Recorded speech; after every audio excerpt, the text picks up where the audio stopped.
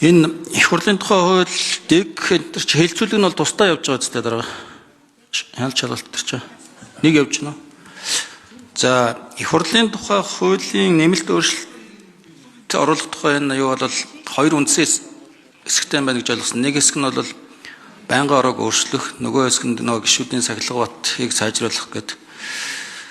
Энэ одоо би зөв бодож байна, буруу бодож байна. Хоёрдугаарт нь 24 онд 11 байнгын ороотой, 25 онд дахиж өөрчлөгдөд 8 байнгын ороотой, одоо дахиад 11 болгож байгаа ийм юу явж байгаа юм шиг. Тэгээ энэний 24 онд хууль батлахдаа яагаад 11 гэсэн юм? 25 онд яагаад буцаагаад 8 болгосон?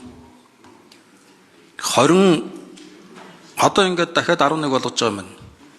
Тэгээ энэ бүх юунууд дээр өөрчлөлт болгон дээр яагаад ямар үндслээр ийм өөрчлөлтүүд хийсэн бэ гэдэг судалгаа байна уу нэгдүгürt.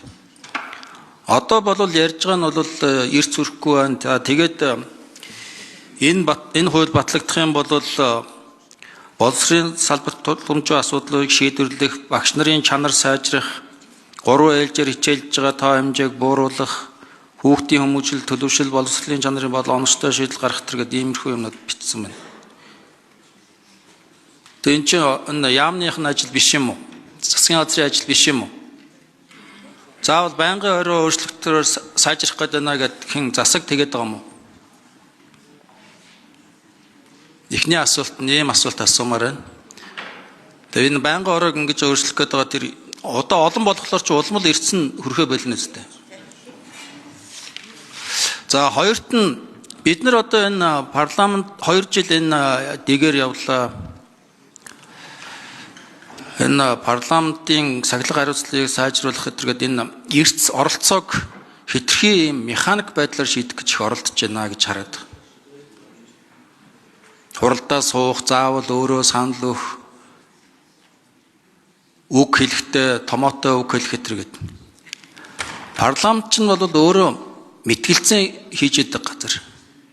Аливаа асуудлуудыг мэтгэлцээд тэр мэтгэлцэхдээ бол эмоцтой ч байдаг, зарим газар бол бүр зодтолж байгаа харагддаг.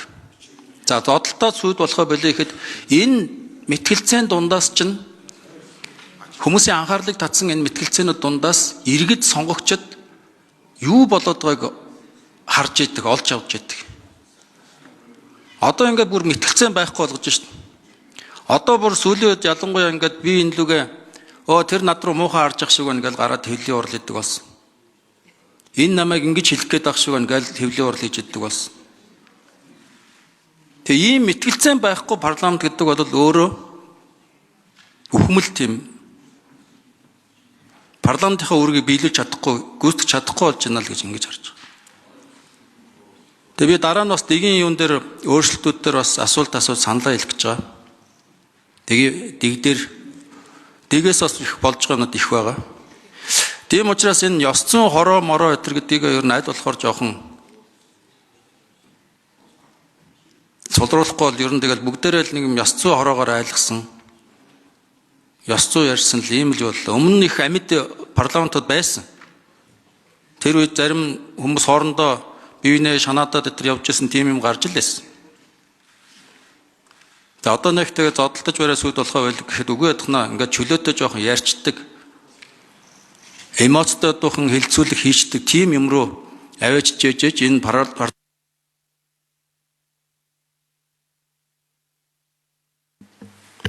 За Батэрд нэг шүү хариулъя.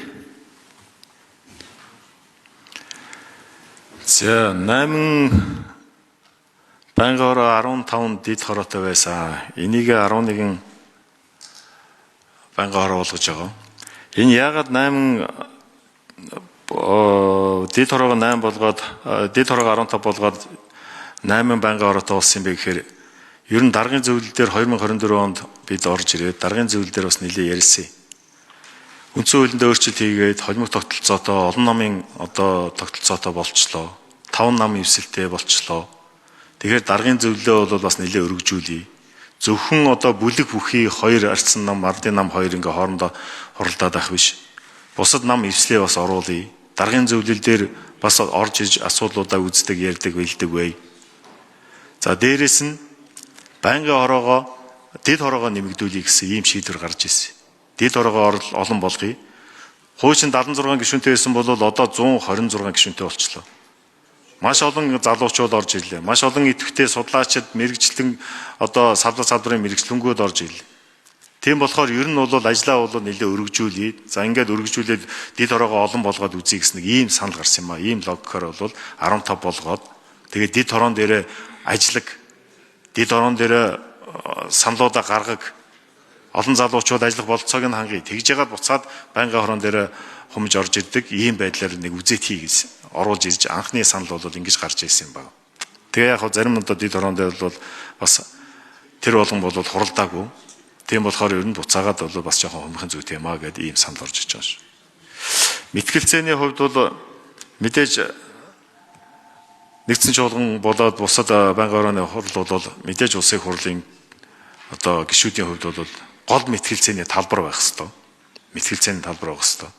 За үүнийхээ хүрээнд бид нар бол дэгийн тухай хуулинд бас өөрчлөлт оруулж ирж байгаа. Маргаашнаас бас энэний дараагаар бас яригдаад явах бах. Шаардлагатай бол чуулганы хуралдаан дээр их хурлын дарга юугаа өөрчлөө те процедураа өөрчлөөд мэтгэлцэх болцоог нь өгчий гэж.